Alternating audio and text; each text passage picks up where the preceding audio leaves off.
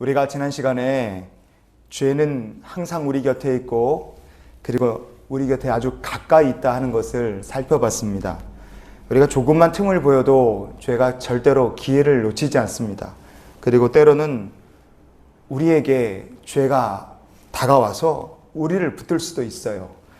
그래서 하나님의 백성은 항상 말씀을 붙들고 그 말씀을 꼭 붙들고 지켜야지만 영적 전쟁에서 승리할 수 있다 하는 것을 우리가 지난 시간에 살펴봤습니다. 음료를 조심하라는 것이 잠언 7장에 전체적으로 이야기하는 주제인데 이 7장 말씀이 오늘 어떻게 마무리가 되고 있는가 24절 말씀을 같이 한번 읽어보시겠습니다. 이제 아들들아 내 말을 듣고 내 입의 말에 주의하라. 아멘. 이제 아들들아 그랬어요. 자, 이제라고 했습니다.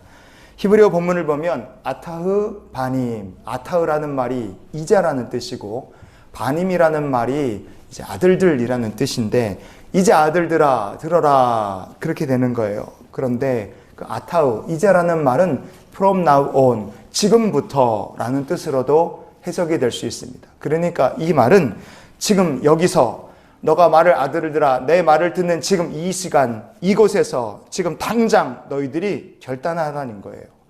무엇을 들은 말씀 그대로 너희들이 뜻을 정하고 돌이키고 결단을 해라. 지금부터는 이렇게 살아라. 주의하겠다. 내 말을 듣겠다. 그 말에 주의하겠다. 그래서 미혹되지 않고 사망의 길 가지 않겠다. 결단하라는 거예요.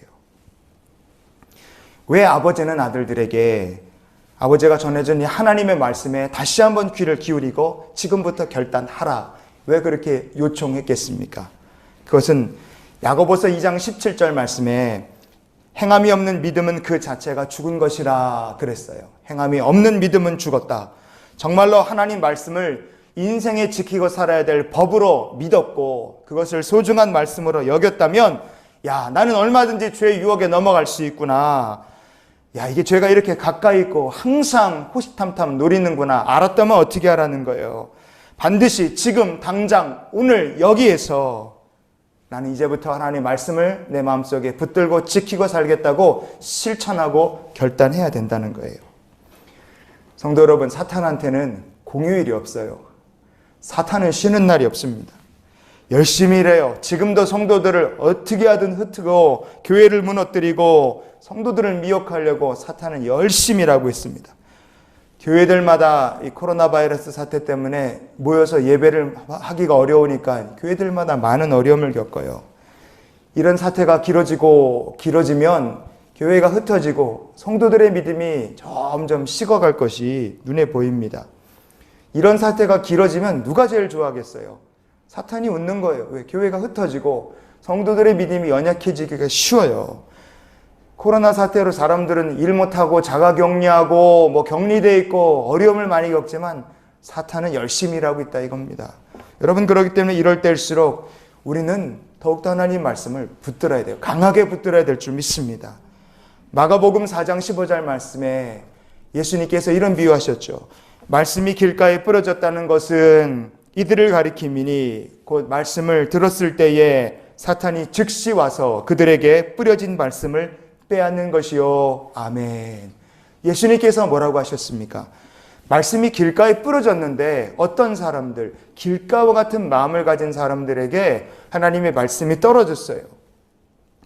정말 마음이 딱딱하고 완악하기 때문에 그 말씀이 뿌리 내리고 열매 맺기가 쉽지 않은 사람들입니다. 상식적으로 사람들이 밟고 지나다니는 길가인데, 그런데 사탄은요, 혹시나 길가 같은 마음에 하나님의 말씀이 떨어져도 그 말씀이 혹시나 자랄까봐 얼른 와서 즉시 와서 말씀을 빼앗아 간다는 거예요. 사탄은 우리가 도저히 예수 믿지 않을 거라고 생각한 사람의 마음에도 혹시나 복음이 떨어지거나 말씀을 듣게 되면 그가 변화될까 봐. 왜? 하나님 말씀에는 살아있는 능력이 있거든요. 역사가 있어요. 그러니까 와서 즉시 말씀을 뺏어간다 이거예요. 사탄은 지금도 쉬지 않고 영적으로 공격합니다. 항상 가까이 있고요. 틈만 나면 우리를 공격하고 틈을 찾지 못해도 우리에게 와서 우리를 넘어뜨리려고 해요.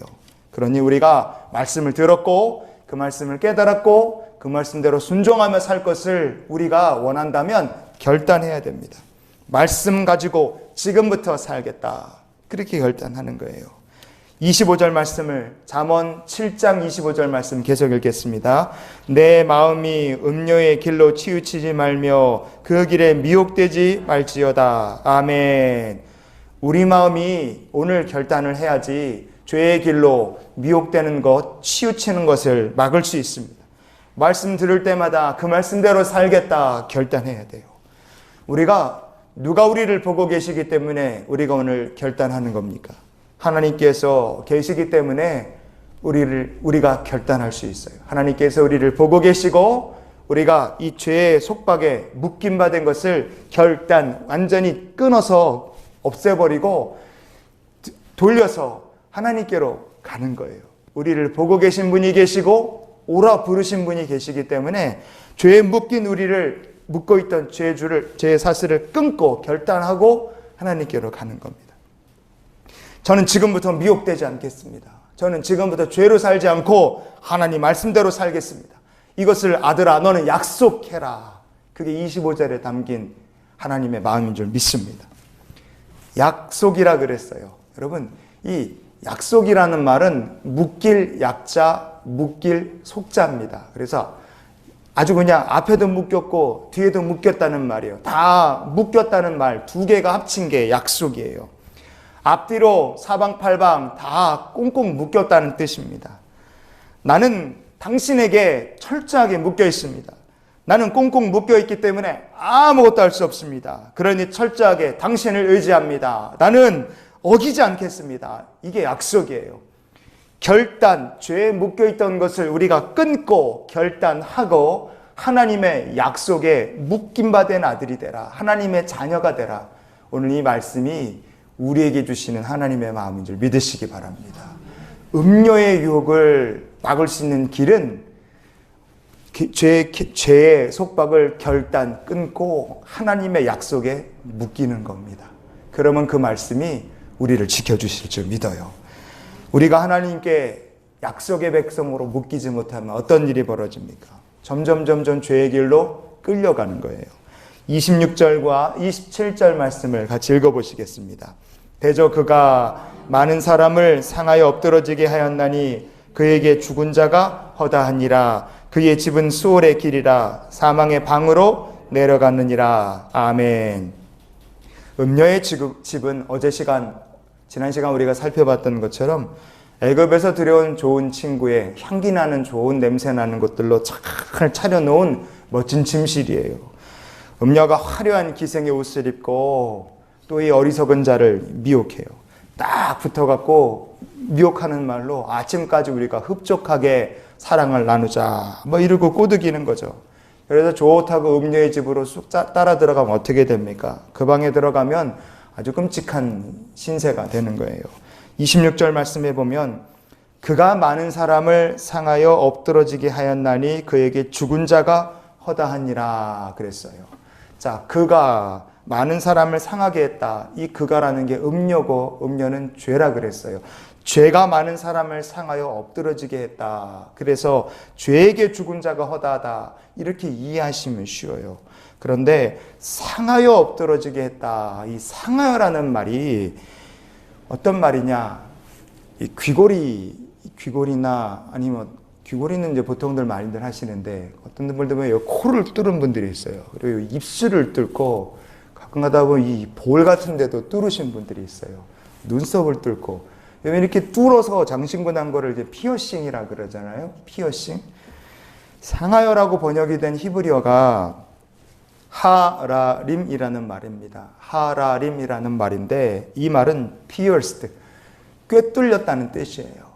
자, 사람이 만약에 지금 이 얘기가 26절에 음녀의 집에 들어갔더니 귀걸이를 달았다 아니면 코걸이를 달았다 그래서 이렇게 조금 이렇게 뚫었다 그런 말이 아니죠. 이 말은 뭡니까?